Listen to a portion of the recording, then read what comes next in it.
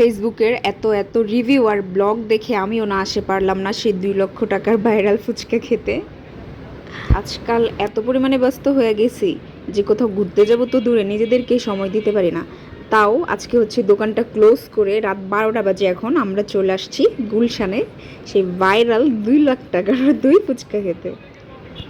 কিন্তু গাইস, আমার মনে হয় কি অনেক দোকান আছে না, হাইপেই চলে, মানে খাবারের টেস্ট অত ভালো না হইলেও ব্লগ করে এত পরিমাণে ভাইরাল হয়ে যায় যে হচ্ছে ওইটা এমনিতেই চলে যায়। যেমন এই যে দই ফুচকাটা আমরা খাইতে আসছি, বিশ্বাস করেন ভাই, আমাদের এই মানে আশেপাশের যে দোকানগুলো আছে না দই ফুচকা সেম টেস্ট, কোনো স্পেশাল কিছুই নেই।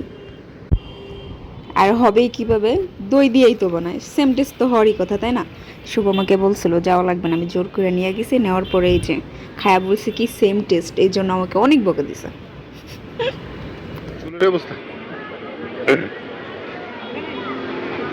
খাওয়ার সময় চুলমুলিগুলো দেখতে হয় না।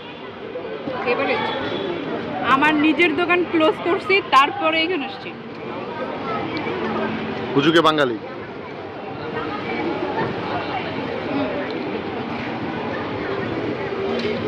নর্মাল আমরা ধানমন্ডি বা মোহাম্মদপুর আশেপাশে যেগুলো খাই না, সেম এভারেজ, মানে কি আর কি এটার মধ্যে আর কি নতুনত্ব, আর কি চাও এটার মধ্যে স্বর্ণের দেখ। মানে টেস্টটা আমি ভাবছিলাম যে একটু বেশি অন্যরকম হবে।